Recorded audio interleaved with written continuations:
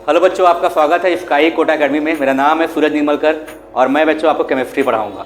आज जो हम केमिस्ट्री में टॉपिक देखने वाले हैं वो एग्जाम के पॉइंट ऑफ व्यू से बेटा बहुत ज़्यादा इंपॉर्टेंट है, क्योंकि आज जो हम पढ़ने वाले हैं वो है मोल कॉन्सेप्ट। और आप सबको पता है कि मोल कॉन्सेप्ट जो होता है क्लास 11th में और क्लास 12th के लिए कितना ज़्यादा इंपॉर्टेंट होता है, कि जितना फिजिकल केमिस्ट्री होता है उसके मेन टॉपिक जो होते हैं बेटा मोल कॉन्सेप्ट से ही आते हैं। आपने कभी न कभी केमिस्ट्री में मोलैरिटी सुना होगा, नॉर्मेलिटी सुना होगा, फॉर्मेलिटी सुना होगा, मोलैलिटी सुना होगा। इन सब के लिए बहुत इंपॉर्टेंट है मोल कॉन्सेप्ट, जिसको दिया था हमारे मोस्ट फेमस वैज्ञानिक एवोगैड्रो ने। इनका फोटो आपने देखा होगा एमफिल बुक में, एलियन जैसे दिखते थोड़े से हो, ठीक है, वही उनका फोटो है। तो बेटा स्टार्ट करते हैं मोल कॉन्सेप्ट को। मोल कॉन्सेप्ट जो अपना आज का मेन टॉपिक है। देखिए बेटा, मोल कॉन्सेप्ट क्या होता है, आपको पता है कि जब भी हम गिनती में आते हैं, काउंटिंग में आते हैं, तो कितना काउंटिंग हम जा सकते हैं? हम मिलियन जाते हैं, हम बिलियन जाते हैं, हम ट्रिलियन जाते हैं। लेकिन अगर उससे ऊपर काउंट करने बोलेंगे तो थोड़ा दिक्कत हमको स्टार्ट हो जाएगा। हिंदी में हम क्या बोलेंगे? हज़ार बोलेंगे, लाख बोलेंगे, करोड़ बोलेंगे। उसके ऊपर क्या? करोड़, लाख, करोड़, बहुत सारे गिनती हैं, बट आप बहुत ऊपर तक नहीं जा पाएंगे। जिसके लिए यहाँ पर लाया गया मोल कॉन्सेप्ट को, क्योंकि यहाँ पर क्या होता है, केमिस्ट्री में जब एटम्स होते हैं बेटा वो करोड़ों से भी बहुत ज़्यादा होते हैं। उनको गिनने के लिए आपको क्या चाहिए? यहाँ पर एक यूनिट चाहिए होगा। तो गिनने के लिए या काउंट करने के लिए केमिस्ट्री में एटम्स को, मॉलिक्यूल्स को जो यूनिट लाया गया है वो है मोल कॉन्सेप्ट। ठीक है बेटा, याद रखना मोल कुछ नहीं होता। मोल जो होता है एक प्योर नंबर है। मोल जो है एक प्योर नंबर है। जैसे कि एक दर्जन में 12 केले होते हैं, उसी तरह बेटा याद रखना यहाँ पर, ठीक है, मोल में क्या होते हैं अपने यहाँ पर एक नंबर होता है। ठीक है, वो नंबर को हम क्या करते हैं? एक्सपेरिमेंटली उस नंबर को फाइंड किया गया है। ठीक, याद रखिएगा। नंबर ऑफ एटम को, मॉलिक्यूल गिनने के लिए यहाँ पर मोल का यूज़ किया जाता है। बेटा मोल कुछ नहीं है, मोल एक प्योर नंबर है जिसको एक्सपेरिमेंटली यहाँ पर क्या किया गया है? काउंट किया गया है या इसको निकाला गया है। अब वो नंबर क्या होता है बेटा? वो नंबर होता है 6.022137। आप आगे और भी जा सकते हैं। मैंने यहाँ पर क्या किया? मैंने यहाँ पर डेसिमल के 6 तक 1 2 3 4 5 6 डेसिमल के 6 तक मैंने यहाँ पर आपको निकाल दिया। और यहाँ पर 10 की पावर क्या होता है? 23 होता है। एक चीज़ याद रखिएगा बेटा, बुक में आपको इतना लंबा यूज़ नहीं करना है, आपको सिर्फ यहाँ तक कई नंबर ही यूज़ करना है। अगर मैं इसको शॉर्ट में लिखूँगा तो क्या लिखूँगा? 6.022। कई सारे बुक में 6.023 दिया होता है, एक ही है, इतना राउंड ऑफ चलता है 23। और यहाँ पर 10 की पावर क्या होगा? 23। अब इस नंबर को जिस साइंटिस्ट ने दिया था उस साइंटिस्ट को थोड़ा सा आपको नाम याद रखना है। वो साइंटिस्ट का नेम था एवोगैड्रो। ठीक है, एवोगैड्रो। ठीक है, और इसको हम क्या बोलते हैं? एवोगैड्रोस क्या बोलते हैं? एवोगैड्रोस नंबर बोलते हैं, जिसको हम बुक में क्या करते हैं? NA से यहाँ पर शो किया जाता है, जहाँ पर A का मतलब एवोगैड्रो है और N का मतलब यहाँ पर क्या होता है? नंबर होता है। ठीक है, तो बेटा हम क्या करेंगे? यहाँ पर मोल को समझेंगे, और मोल को समझने के लिए आपको मेन जरूरत था वो जानना था एवोगैड्रो नंबर। ठीक है, अब देखिए ध्यान से नेक्स्ट में क्या होगा। अब यहाँ पर अगर मैं बोला था आपको कि एक दर्जन में 12 केले होते हैं, सेम उसी तरह, ठीक है, जैसे एक डजन में क्या होते हैं बेटा? 12 केले होते हैं, 12 केले या 12 बनानास होते हैं।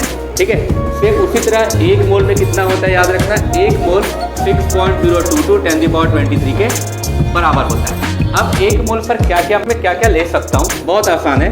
अगर मैं लेता हूँ 1 मोल ऑफ ऑक्सीजन एटम, अगर मैं लेता हूँ 1 मोल ऑफ ऑक्सीजन मॉलिक्यूल,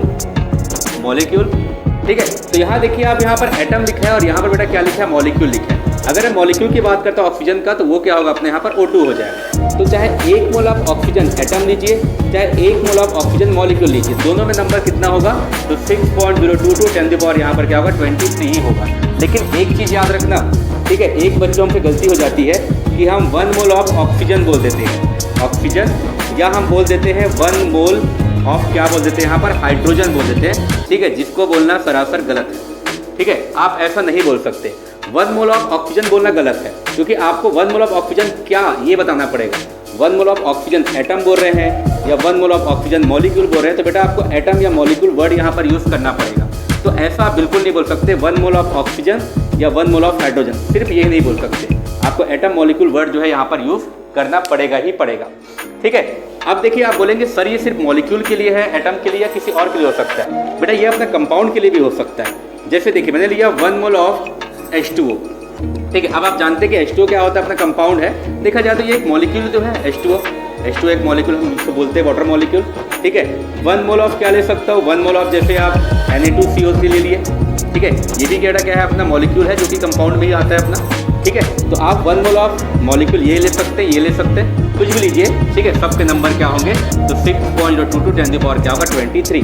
बेटा आपको एटम, मॉलिक्यूल ये वर्ड आपको यहाँ पर यूज़ करने ही पड़ेंगे, वरना क्या होगा? ये बिल्कुल ही गलत हो जाए।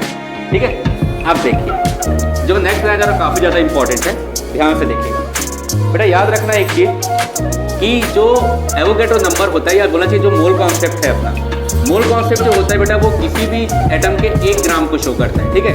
1 ग्राम ऑफ एटम को, ठीक है, ये शो करेगा, ठीक है, या 1 ग्राम ऑफ मॉलिक्यूल को शो करेगा। 1 ग्राम ऑफ एटम या 1 ग्राम ऑफ यहाँ पर बेटा क्या होगा, मॉलिक्यूल होगा। तो किसी भी 1 ग्राम में, किसी भी एलिमेंट एटम के या मॉलिक्यूल के 1 ग्राम में कितने, ठीक है, एटम है, ये क्या करेगा आपको मोल कॉन्सेप्ट जो है समझाएगा, ठीक है। जैसे देखिए मैं छोटा सा एग्जांपल लेता हूँ। याद रखना मोल क्या होता है, 1 ग्राम के लिए होता है, सिर्फ 1 ग्राम के लिए।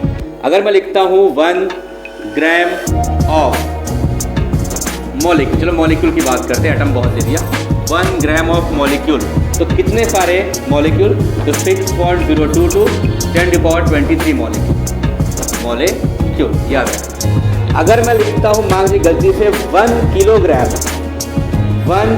किलोग्राम ऑफ मॉलिक्यूल, ठीक है, अगर आपको ये पूछ दिया तो देखिए बच्चा ध्यान से क्या होगा।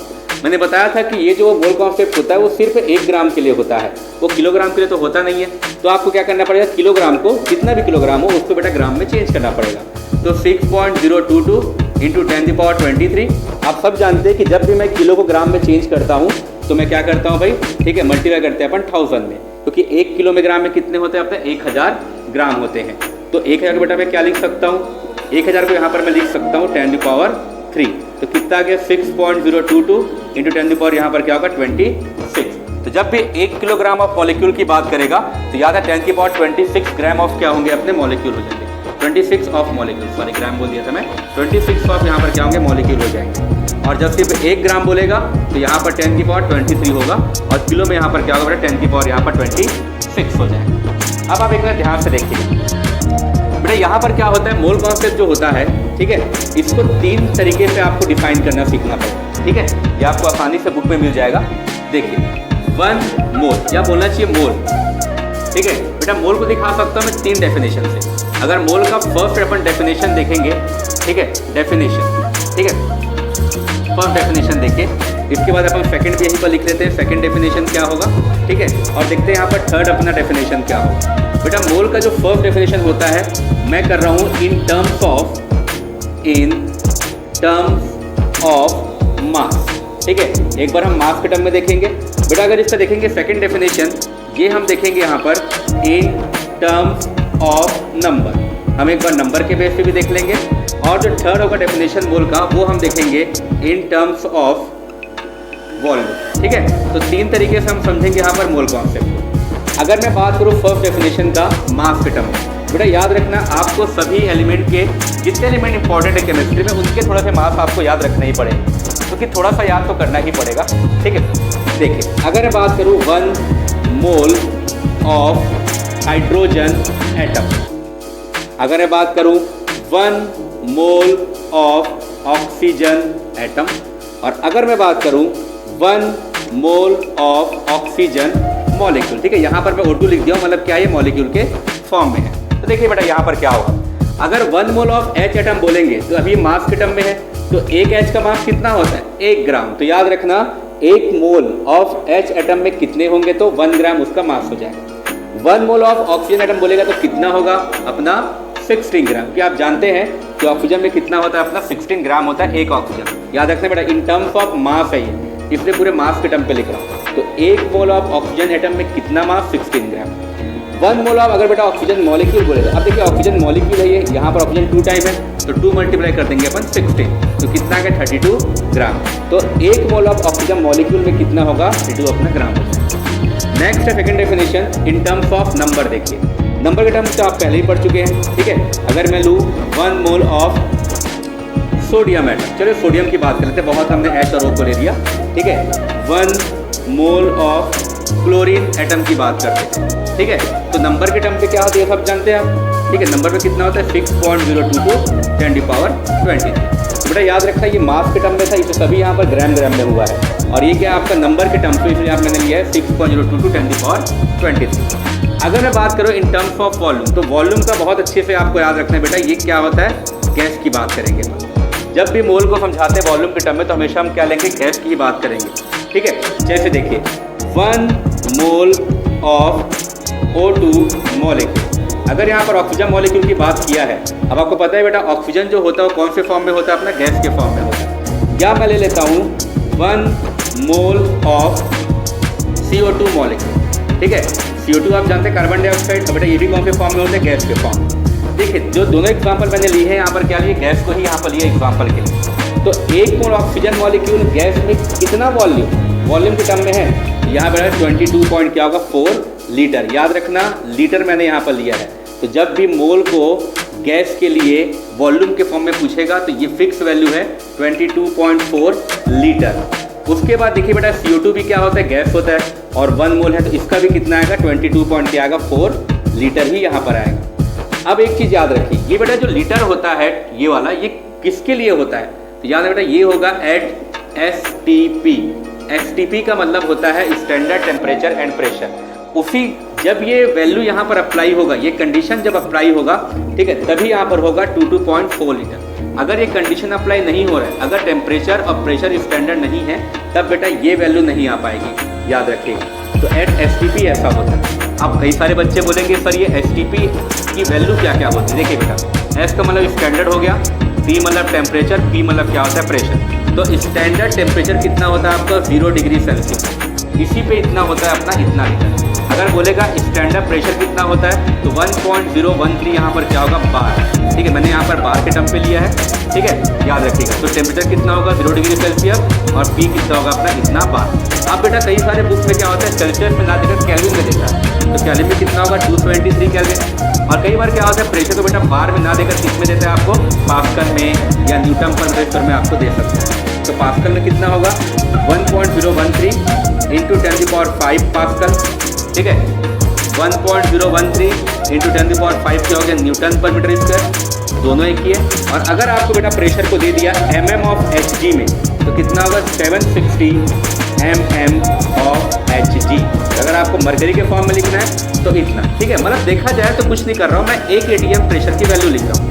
ATM मतलब होता है यहाँ पर एटमॉस्फेरिक प्रेशर की वैल्यू, ठीक है। तो याद रखिएगा प्रेशर को हम इतना लेंगे तब जाके बनता है स्टैंडर्ड टेम्परेचर एंड प्रेशर, और उसी प्रेशर और टेम्परेचर के बेस पे यहाँ पर बन पाता है मोल की वैल्यू। बेटा ये था अपना first definition in terms of mass, ठीक है, second definition in terms of number, और थर्ड था अपना third definition in terms of यहाँ पर क्या हो जाएगा वॉल्यूम। ये आपको बहुत अच्छे से याद रखना है, ठीक है बेटा। तो ये हो गया अपना आज के टॉपिक जो बहुत इंपॉर्टेंट टॉपिक है जो एग्जाम में पूछे जाते हैं। बेटा इसके बाद जो हम क्या करेंगे, इसके करेंगे हम न्यूमेरिकल क्वेश्चन, ठीक है। तो इसके बेस पे बेटा कुछ क्वेश्चन पूछे जाते हैं जैसे मोलैरिटी का, वो हम क्या करेंगे क्वेश्चन वाइज इसको सॉल्व करेंगे, और वहाँ क्या करेंगे बेटा इस वैल्यू को हम यहाँ पर पुट करेंगे, ठीक। तो बहुत अच्छे से पढ़ाई कीजिए। अगर आपको वीडियो बहुत अच्छा लगा हो बेटा लाइक कीजिए, सब्सक्राइब कीजिए और हमसे आप जुड़े रहिए। Thank you so much.